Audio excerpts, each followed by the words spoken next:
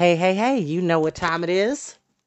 Woo! Get into it! Get into it! Yes, baby! We are back, lovelies! We are back with Storytime with Chris. And no, I don't own the music that you will be listening to in the background, which is brought to you by our wonderful friend, Mr. Ambiance. If you have not already done so, please go check out Mr. Ambiance, Ambience, excuse me, Ambience. There we go, Mr. Ambiance. Go check them out. Subscribe, like their videos. They make great ambient music. Trust me, they're amazing.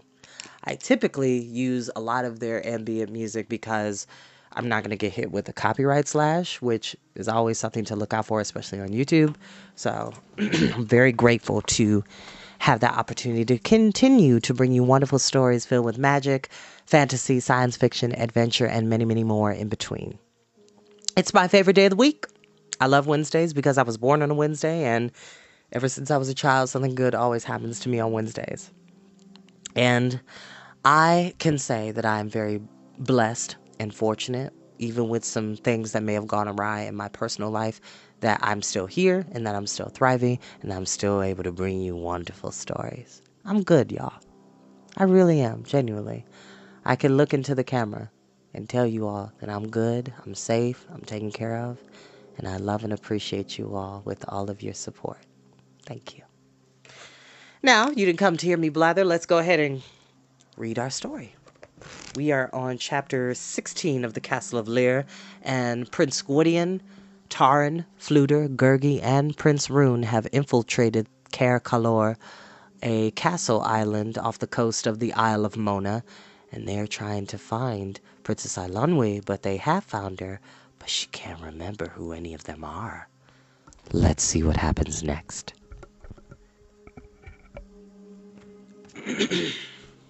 Chapter 16.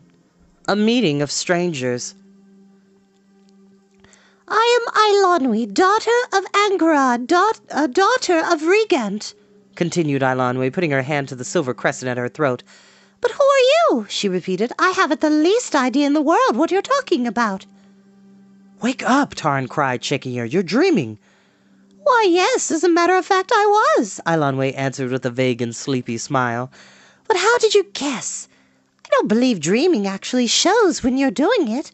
She paused, frowning. Or does it? Sometimes I shall have to find out.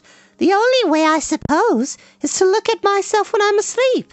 And how I might go about that, I can't imagine.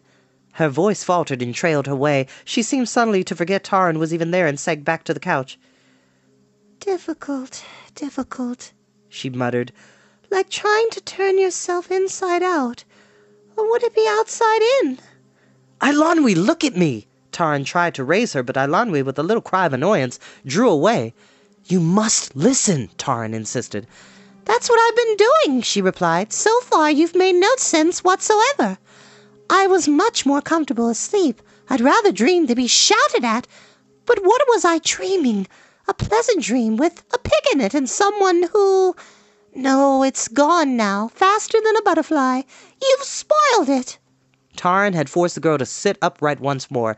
Now he stared at her with dread. Despite her travel-stained garments and disheveled hair, she appeared unharmed. But her eyes were strangely deathless.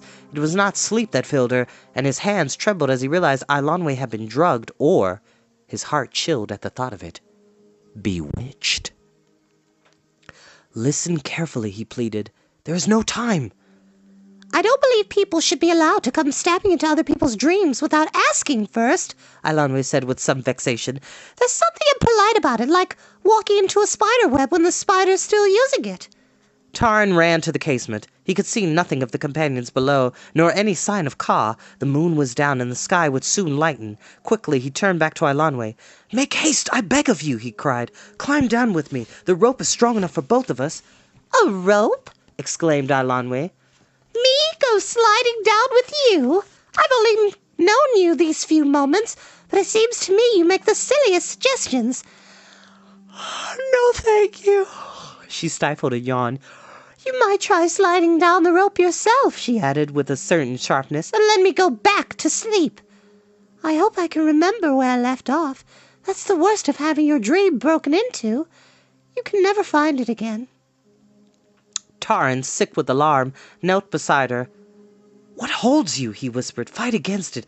Can you not remember me? Taran, assistant pig-keeper." "How interesting," remarked Eilonwy. "Sometime you must tell me more about yourself, but not now." "Think," Taran urged. "Remember Caer Dallben, Cole, Henwyn." Through the casement the sea wind carried trails of mist like tangled vines. Taran spoke the names again, and the names of the companions.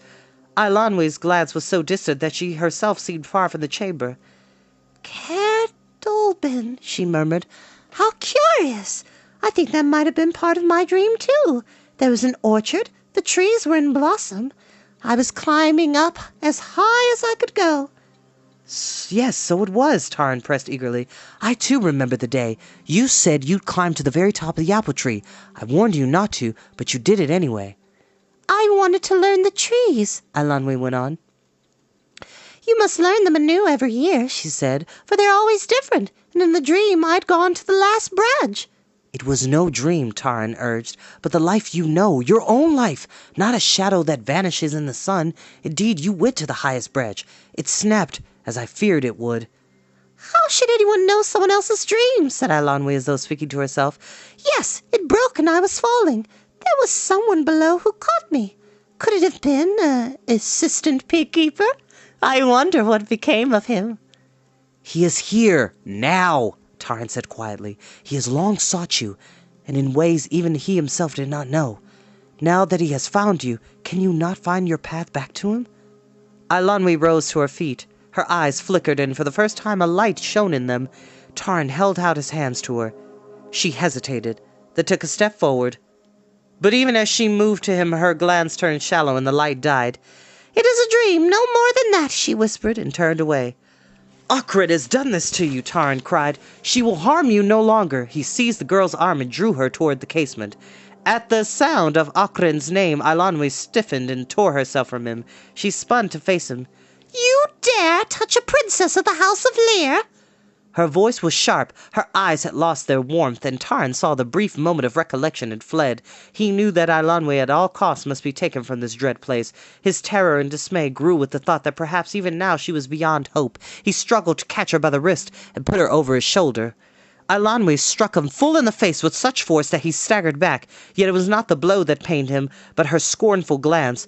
On her lips now was a smile of mockery and malice. He was a stranger to her, and he feared his heart would break. Once more he tries to seize her. Eilonwy, with a cry of rage, twisted away and broke free.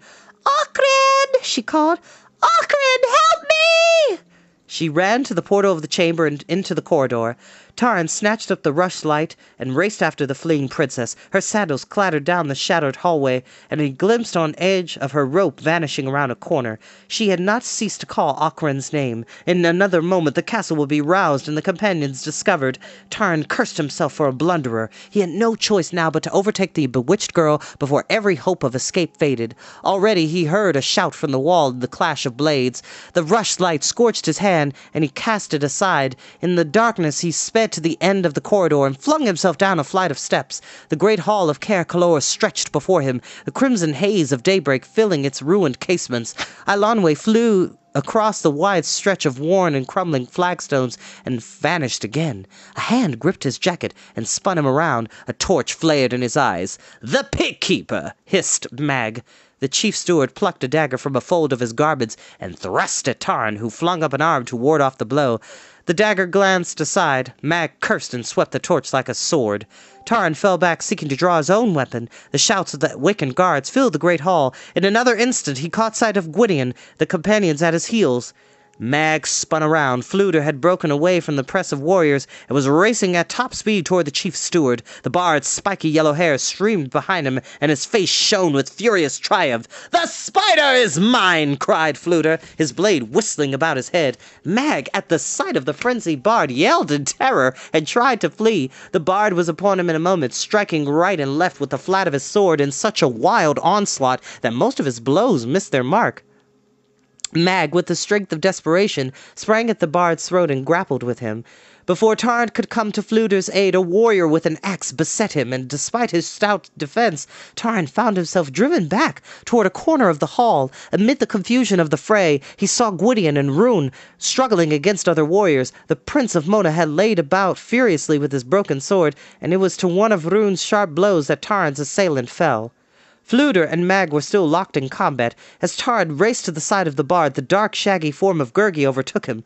With a yelp of rage, Gurgi leapt into the air and clung to Mag's shoulders. The chief steward still wore his silver chain of office. Gurgi snatched it and let himself swing free. Mag gasped and tumbled backward, choking and hissing while Gurgi dangled for an instant, then sprang clear of the falling steward. In a flash, the bard was upon the prostrate Mag. Heedless of the buffeting from Mag's flailing legs, Gurgi laid hold of him by the heels and hung on with all his strength, while Fludr, sitting on Mag's head, seemed indeed to be carrying out his threat of squashing the treacherous chief steward.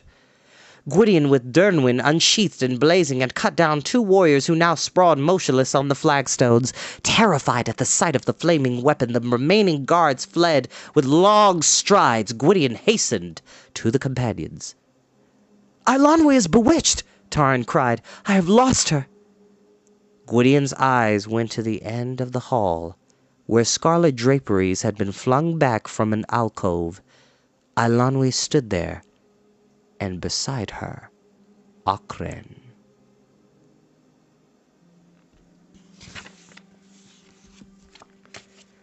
Whoo-wee! That is where we're going to end for the day. And there's the title drop. Well, the image drop of the title. There's Ochren, and there's Eilonwy. So, not only did she kidnap this girl, but she also put a spell on her to where she couldn't remember who she was in her previous life and the friends she made and the adventures she's had. So now we got to figure out what happens next. Will they be strong enough to defeat her? Ochren is one of the most powerful sorceresses in Prydain. She's even more powerful than Arorn before he became the ruler of Anuvin, the Dark Realm.